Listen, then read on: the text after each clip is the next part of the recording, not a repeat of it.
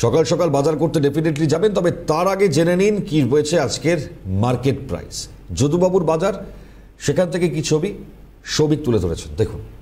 শেষে বসন্তের প্রবেশ ইতিমধ্যেই হয়ে গিয়েছে, কিন্তু কোথাও গিয়ে ফেব্রুয়ারি মাসের শেষের দিকে সবজির দাম কমে গিয়েছিল এবং মার্চ মাসের শুরুর দিকে কিন্তু কিছু সবজির দাম ঊর্ধ্বমুখী হয়েছিল। কিন্তু বর্তমানে মার্চের যে দ্বিতীয় সপ্তাহ চলছে, সেই সপ্তাহে সবজির কি দাম রয়েছে বা এই দাম ভোটের সময় কতটা ঊর্ধ্বমুখী হবে বা নিম্নমুখী হবে, সবটাই কিন্তু কথা বলে নেবো।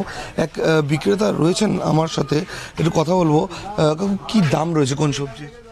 সবজি আর মোটামুটি একই রকম দাম, বেগুন 40-50 টাকা, গাজর 40-50, টমেটোই একই রকম 30 টাকা 25 টাকা, বরবটির দাম একটু কমেছে 80 টাকা, বাঁধাকপি 20 টাকা 25 টাকা, টমেটোই 25-30 টাকা চলছে, বেগুন ওই 40-50 ভালো বেগুনটা। হ্যাঁ, আদা 140-50 টাকা কিলো, লঙ্কা 80-100, ঝিঙে 60-80, ভেন্ডিও 80 টাকা, পেঁপে 50 টাকা ভালো পেঁপেটা 50-40, লাউ 25 টাকা 30 টাকা কিলো, শশার দামটা একটু বেশি 50 টাকা কিলো, উচ্ছে 50-60।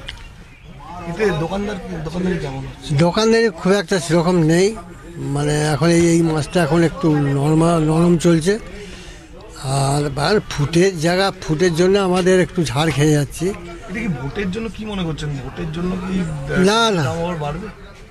ভোটের জন্য এর সাথে কোনো আমদানি একটু কম বেশি হলেই দাম কম বেশি হয়। না, ভোটের সঙ্গে এর সাথে কোনো সময় না। আলুর দামটা একটু বেড়ে গেছে, আলু একটু দাম বেড়েছে কেন কি জানি, আর স্টোরে ঢুকছে বলে সেই জন্য একটু দাম বেশি। হ্যাঁ, নাহলে আলু ওই 18-20 টাকা আলু বিক্রি হচ্ছে। আমি দেখছি এখন, আগে বোম্বেতে দাম বেশি থাকতো, আমি কিছুদিন আগেই বোম্বে থেকে এসেছি, বোম্বেতে দাম কম, কলকাতায় দাম বেশি। এইটা প্রথমবার দেখলাম, যে কেন এটা আমরা বুঝিনি, কিন্তু আছে। কি মনে হচ্ছে, পকেটে কি টান ধরাচ্ছে কোথাও? হ্যাঁ, নিশ্চয়ই ধরবে। দিল্লির এটা যারা ভেজ খাবার আছে তাদের তো নিশ্চয়ই টান হবে।